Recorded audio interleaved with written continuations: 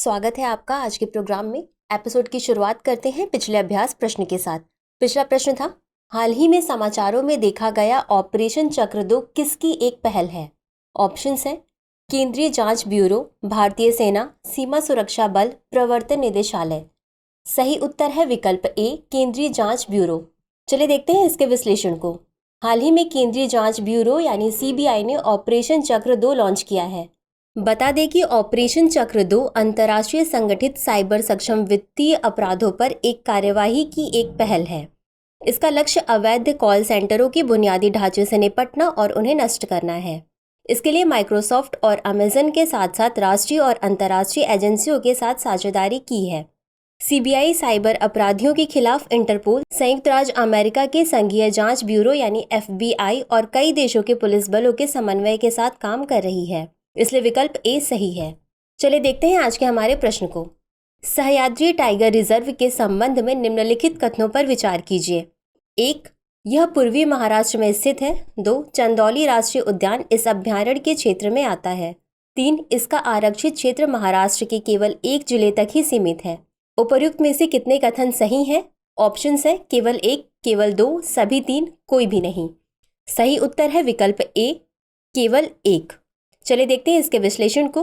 हाल ही में राष्ट्रीय बाघ संरक्षण प्राधिकरण यानी NTCA ने महाराष्ट्र में स्थित सह्याद्री टाइगर रिजर्व में 8 बाघों को फिर से लाने की मंजूरी दी है। आपको बता दें कि सह्याद्री टाइगर रिजर्व पश्चिमी महाराष्ट्र का पहला और राज्य का चौथा टाइगर रिजर्व है, इसलिए कथन 1 सही नहीं है। यह महाराष्ट्र में पश्चिमी घाट की सह्याद्री पर्वतमाला में स्थित है। यह रिजर्व कोयाना अभ्यारण्य यानी KWLS और चंदौली राष्ट्रीय उद्यान यानी CNP के संरक्षित क्षेत्रों तक फैला हुआ है, इसलिए कथन 2 सही है। इस रिजर्व का क्षेत्र सतारा, सांगली, कोल्हापुर और रत्नागिरी जिलों में स्थित है, इसलिए कथन 3 सही नहीं है।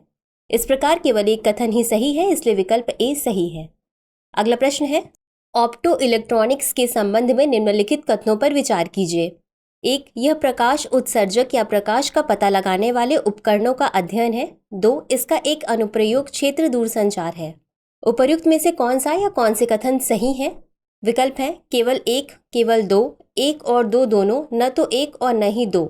सही उत्तर है विकल्प सी, 1 और 2 दोनों। चलिए देखते हैं इसके विश्लेषण को। गुजरात स्थित एडवांस सिंथेसिस एंड कैरेक्टराइजेशन यानी LASC की एक नई प्रयोगशाला ऑप्टो इलेक्ट्रॉनिक गुणों की जांच के लिए भारत और विदेशों में जांच स्टेशन विकसित कर रही है। आपको बता दें कि ऑप्टो इलेक्ट्रॉनिक्स भौतिकी की वह शाखा है जिसमें उन इलेक्ट्रॉनिक युक्तियों का अध्ययन किया जाता है जो प्रकाश उत्सर्जित, नियंत्रित या प्राप्त करती हैं। यह प्रकाश उत्सर्जक या प्रकाश का पता लगाने वाले उपकरणों का अध्ययन और अनुप्रयोग है, इसलिए कथन 1 सही है। इसे व्यापक रूप से फोटोनिक्स का एक सब डिसिप्लिन माना जाता है। फोटोनिक्स प्रकाश के भौतिक विज्ञान के अध्ययन और अनुप्रयोग को संदर्भित करता है। इन उपकरणों का उपयोग विभिन्न प्रकार के अनुप्रयोग क्षेत्रों में किया जाता है, जैसे सैन्य सेवाएं, दूरसंचार, चिकित्सा उपकरण आदि, इसलिए कथन 2 सही है। इस प्रकार विकल्प सी सही है। अगला प्रश्न है, हाल ही में समाचारों में देखी गई एडक्कल गुफाएं किन पहाड़ियों में स्थित हैं? ऑप्शंस हैं बराबर, उदयगिरी, अम्बुकुथी, अनंतगिरी। सही उत्तर है विकल्प सी, अम्बुकुथी। चलिए देखते हैं इसके विश्लेषण को। हाल ही में केरल पर्यटन ने वायनाड में एडक्कल गुफाओं के आसपास नागरिक सुविधाओं में सुधार के लिए 2.9 करोड़ रुपए की परियोजना शुरू की है। आपको बता दें कि एडक्कल गुफा केरल के एडक्कल में स्थित 2 प्राकृतिक गुफाओं का एक समूह है। ये गुफाएं अम्बुकुथी पहाड़ियों में समुद्र तल से 3900 फीट ऊपर स्थित हैं। नवपाषाण और मध्यपाषाण युग की इन गुफाओं की जटिल पत्थर की नक्काशी अद्वितीय है। इनके बारे में जाना जाता है कि इनका निर्माण एक विशाल चट्टान के बड़े विभाजन से हुआ है। यहाँ मानव आकृतियाँ, जानवर, औजार, वाहन, दिन प्रतिदिन की घटनाएं और विभिन्न भाषाओं में लिपियाँ खोजी गई हैं, इसलिए विकल्प सी सही है। अगला प्रश्न है, जेट स्ट्रीम के संबंध में निम्नलिखित कथनों पर विचार कीजिए। 1. यह आमतौर पर दुनिया भर में पूर्व से पश्चिम की ओर चलती है। 2.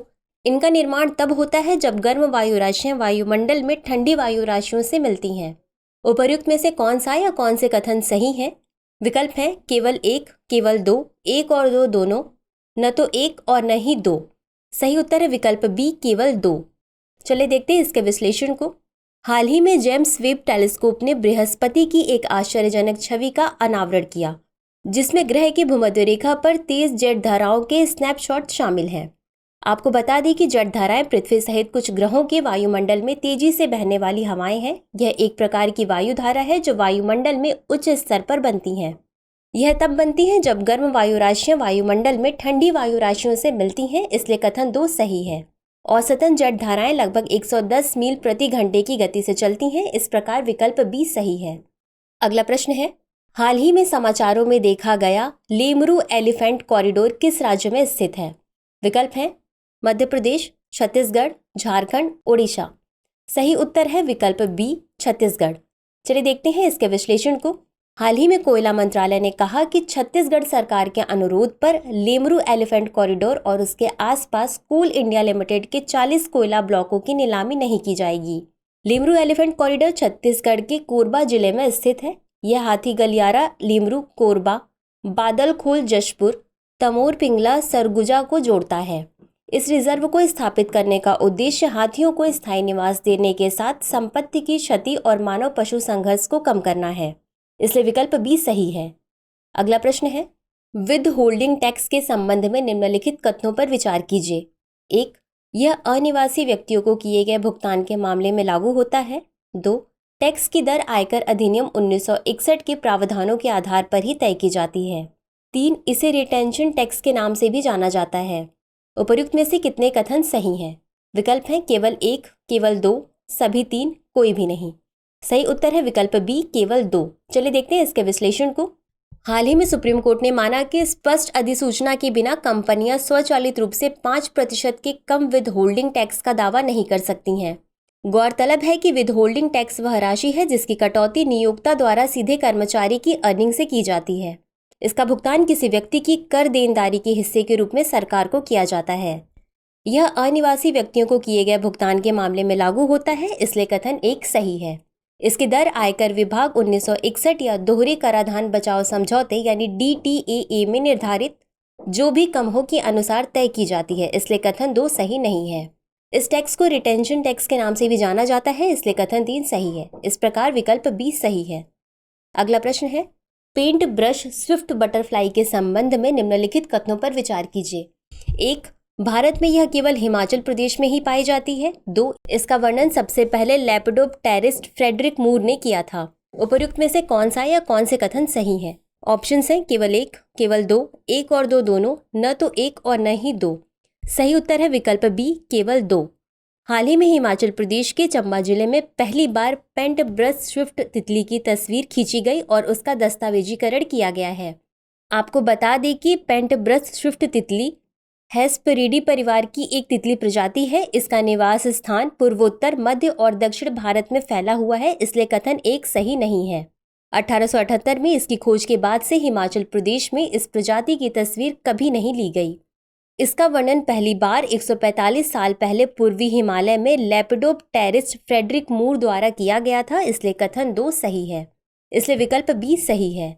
अगला प्रश्न है, हाल ही में समाचारों में देखा गया अभ्यास हरिमऊ शक्ति 2023 किसके बीच आयोजित किया जाता है? विकल्प है भारत और इंडोनेशिया, भारत और नेपाल, भारत और श्रीलंका, भारत और मलेशिया। सही उत्तर है विकल्प डी, भारत और मलेशिया। चलिए देखते हैं इसके विश्लेषण को। हाल ही में भारत में भारतीय और मलेशियाई सेनाओं के बीच संयुक्त द्विपक्षीय प्रशिक्षण अभ्यास हरिमऊ शक्ति 2023 शुरू हुआ। 5 नवंबर 2023 तक निर्धारित इस अभ्यास में दोनों पक्षों के लगभग 120 कर्मी शामिल होंगे। मलेशियाई सेना की टुकड़ी में मलेशियाई सेना की 5वीं रॉयल बटालियन के सैनिक शामिल हैं, जबकि भारतीय दल का प्रतिनिधित्व राजपूत रेजिमेंट की एक बटालियन द्वारा किया जा रहा है। इसका उद्देश्य उप पारंपरिक परिदृश्य में मल्टी डोमेन ऑपरेशन के संचालन के लिए सैन्य क्षमता को बढ़ाना है। बताते चले कि इस अभ्यास का अंतिम संस्करण नवंबर 2022 में क्लुआंग, मलेशिया में आयोजित किया गया था, इसलिए विकल्प डी सही है। अगला प्रश्न है, गुइलेन बैरी सिंड्रोम के संबंध में निम्नलिखित कथनों पर विचार कीजिए। 1. यह एक ऑटो इम्यून डिसऑर्डर है। 2. यह महिलाओं में अधिक आम है। उपर्युक्त में से कौन सा या कौन से कथन सही हैं? विकल्प है केवल 1, केवल 2, 1 और 2 दोनों, न तो 1 और न ही 2। सही उत्तर है विकल्प ए, केवल 1। चलिए देखते हैं इसके विश्लेषण को। हाल ही में इजराइल में किए गए एक अध्ययन में पाया गया कि कोविड संक्रमण के बाद गुइलेन बेरी सिंड्रोम का खतरा 6 गुना अधिक होता है। आपको बता दें कि गुइलेन बेरी सिंड्रोम दुर्लभ ऑटो इम्यून विकार है जहां शरीर की प्रतिरक्षा प्रणाली गलती से परिधीय तंत्रिकाओं पर हमला करती है, इसलिए कथन एक सही है। यह वयस्कों और पुरुषों में अधिक आम है, लेकिन यह सभी उम्र के लोगों को प्रभावित कर सकता है, इसलिए कथन 2 सही नहीं है।